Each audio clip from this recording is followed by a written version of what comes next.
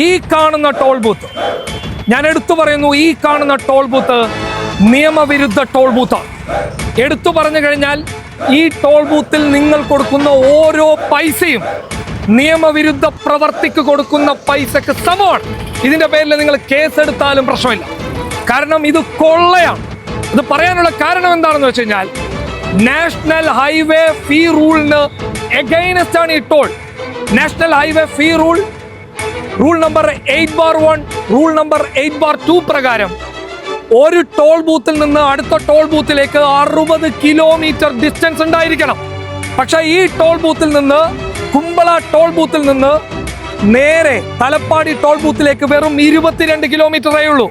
അങ്ങനെയാണെങ്കിൽ ഇത് നിയമവിരുദ്ധ ടോൾ ബൂത്താണ്. ഇത് നീതി നിഷേധമാണ്. നാട്ടുകാരെ കൊള്ളയടിക്കുന്നതിന് വേണ്ടിയിട്ട് ഇവിടെ സ്ഥാപിച്ച ടോൾ ബൂത്താണെന്ന് പച്ചക്ക് പറയേണ്ടി വരും. ഈ സമരം എന്ന് പറയുന്നത് ഒരാൾക്ക് വേണ്ടിയുള്ള സമരമല്ല, നമ്മുടെ നാട്ടിന് വേണ്ടിയുള്ള സമരമാണ്. അപ്പൊ നിങ്ങൾ എല്ലാവരും വീട്ടിലിരിക്കാണ്ട് പെട്ടെന്ന് ഈ സമര പന്തലിലേക്ക് വരാം. ഈ ടോൾ കൊള്ളയുടെ ഭീകരത എന്താണെന്ന് നമ്മൾ ഇതുവരെ തിരിച്ചറിഞ്ഞിട്ടില്ല. 22 കിലോമീറ്റർ അപ്പുറമുള്ള ടോളിന് പുറമെ ഈ ടോൾ കൂടി കൊടുക്കുമ്പോൾ ഈ 22 കിലോമീറ്റർ കവർ ചെയ്യാൻ വേണ്ടി നമ്മൾ കൊടുക്കേണ്ടി വരുന്നത് 210 രൂപയാണ്. ഇനി അതല്ല, 24 മണിക്കൂർ കഴിഞ്ഞാൽ അത് 250 രൂപ. കേവലം ഫാസ്ടാഗ് ഇല്ലാതെയാണ് നമ്മൾ യാത്ര ചെയ്യുന്നതെങ്കിൽ ഈ യാത്രയ്ക്ക് വേണ്ടി നമ്മൾ ചെലവഴിക്കുന്നത് ഓരോ യാത്രക്കും 600 രൂപയാണ്. ലോകത്തൊരിടത്തും ഇല്ലാത്ത, ദുബായിൽ പോലും ഇല്ലാത്ത ഒരു ടോൾ കൊള്ളയാണ് ഈ നാട്ടിൽ നടന്നുകൊണ്ടിരിക്കുന്നത്. നമ്മൾ എന്തുകൊണ്ടും ഇതിനെ പ്രതികരിച്ചേ തീരൂ. അതിനൊരു അവസരമാണ് നമ്മൾ ഈ സമരത്തിന്റെ കൂടെ നിൽക്കേണ്ടത് ഓരോ കാസർഗോട്ടുകാരുടെയും ഉത്തരവാദിത്തമാണ്. ആർക്കെങ്കിലും കുഴിച്ചു മൂടാമെന്നുള്ള ധാരണയുണ്ടെങ്കിൽ അതൊക്കെ മനസ്സിലങ്ങ് വെച്ചോളൂ. അതൊന്നും നടക്കാൻ പോകുന്നില്ല. കാരണം അദ്ദേഹത്തിന്റെ പിന്നിലുള്ളത് ഒരു രാഷ്ട്രീയ പാർട്ടിയല്ല, പൊതുജനമാണ്. പൊതുജനത്തെ തോൽപ്പിച്ച് ഇവിടെ ഒരു കോർപ്പറേറ്റ് ഭീമനും വാഴാമെന്ന് മനസ്സിൽ പോലും സ്വപ്നം വേണ്ട.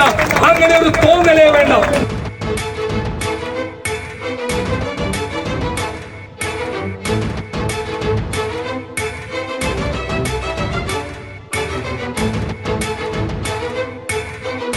ഇത് നീതി നിഷേധമാണ്. ഇത് നമ്മൾ ചോദ്യം ചെയ്തില്ല എങ്കിൽ നാളെ ഇതിനേക്കാൾ വലിയ നീതി നിഷേധങ്ങൾ നമ്മുടെ മുന്നിൽ കൊണ്ടുവന്ന് ഇവരിട്ടത് ചോദ്യം ചെയ്യണം. അതിനുവേണ്ടി ഈ സമരപന്തലിലേക്ക് ആയിരങ്ങളായി, 10,000-ങ്ങളായി ഈ നാട്ടിലെ മുഴുവൻ ജനങ്ങളും വരണമെന്ന് വിനീതമായിട്ട് അഭ്യർത്ഥിക്കുക.